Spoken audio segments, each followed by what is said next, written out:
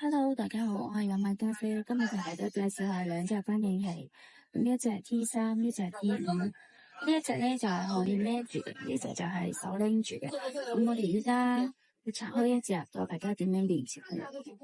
我哋拆開呢隻 T3，咁 T3入邊有啲乜嘢咧？俾你睇睇。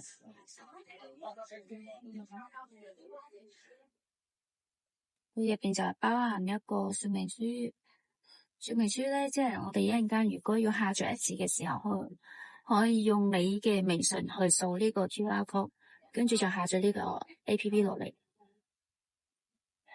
下載完之後咧，我呢個就係提前下載好嘅，咁呢個係下載好嘅頁面。呢一個係佢個入邊有個翻譯主機，有個充電線。呢個我哋嘅入邊有啲嘅。有條長嘅嗰啲孭帶，直接扣住得啦。咁長孭帶我哋就唔使用住先。咁我哋教下大家點樣連接佢。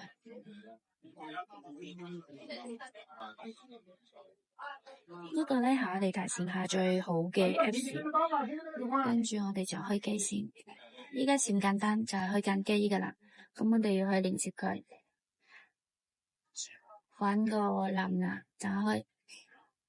藍燈喺度閃爍緊嘅時候，我哋就往翻呢邊呢個，佢個名係 AIGS， 跟住撳個配對。好，連接完之後翻過嚟邊，依家係顯示係連接咗噶啦，跟住就入去之後咧，我哋呢度係可以揀你想要嘅語言，呢度你可以提前揀嗰個粵語呢度。咁呢邊我哋揀翻英文，跟住撳住呢度，佢依家就開始翻譯緊噶啦。佢翻譯個速度係好快嘅，0.5秒就翻譯好噶。跟住我哋再試一次，你食咗飯未？佢係好快嘅，一下子佢就會翻譯出嚟嘅。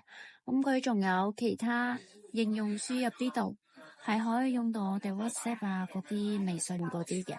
咁我哋過到去呢邊，好，咁我哋已經設置咗嗰個應用，其他應用打開之後，我哋入翻嚟呢度。咁依家就係正常翻譯緊噶啦。It's the normal translation choice. 跟住你就去撳呢個允許，撳咗佢就會幫你講嘅嗰啲嘢翻譯完之後，你就可以發送俾對方。呢個係其他應用嘅使用，咁如果唔需要嘅話，我哋呢度就關咗佢。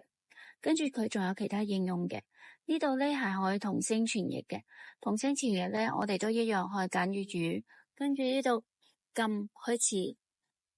咁我依家講嘢咧，佢就全部都幫我哋翻譯成英文噶啦。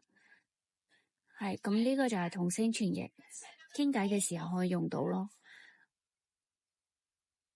唔要我哋就撳停止，翻出嚟。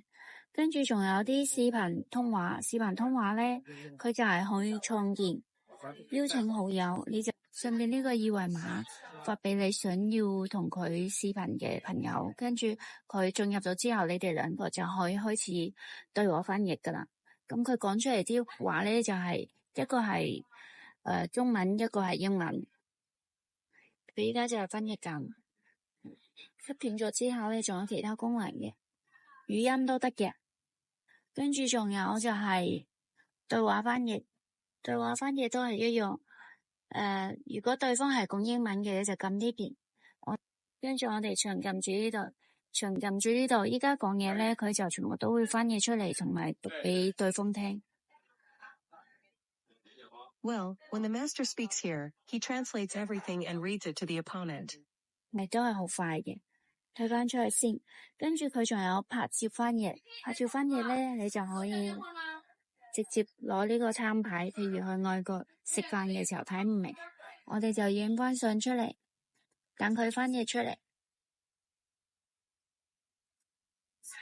呢邊咧係需要設置下嘅，設成粵語。好，咁佢依家就英文翻譯成粵語。嗱，佢翻譯出嚟嘅嗰啲都係好標準嘅，而且好快嘅翻譯，拍照翻譯。跟住仲有其他嘅應用，我哋可以將佢用做一個拍照嘅濾網。咁呢度咧，我可以撳呢個自拍場景，自拍場景撳完之後就出翻去，撳翻相機。咁依家就可以直接翻譯，唔係直接拍照 ，sorry 講錯，就可以用佢嚟做濾網咯。咁呢一個咧就係我哋嘅拍照嘅應用，仲有其他視頻場景咧，即係你如果想刷抖音，撳翻落嚟，跟住我哋撳呢度，佢就可以用佢嚟撥佢上下，淨係可以撥上咁樣。咁呢個就係視頻場景嘅用法啦。咁其他嗰啲就差唔多係咁噶啦。我哋可以睇下呢個離線翻譯咧，佢有144種語言，咁總共係有200幾個國家嘅。咁佢呢個咧翻譯嘅速度有0.5秒，即係好快嘅。咁仲有就係攞嚟辦公啊嗰啲都非常之方便。我哋就係有出咗2隻本，咁如果有需要有興趣咧，可以加翻我 WeChat 諮詢下個價錢。好啦，咁今日就介紹到呢度，先介紹2款翻譯器，跟住下次我哋再介紹埋其他嘅開箱同埋使用方法俾大家。咁就到呢度啦，拜拜。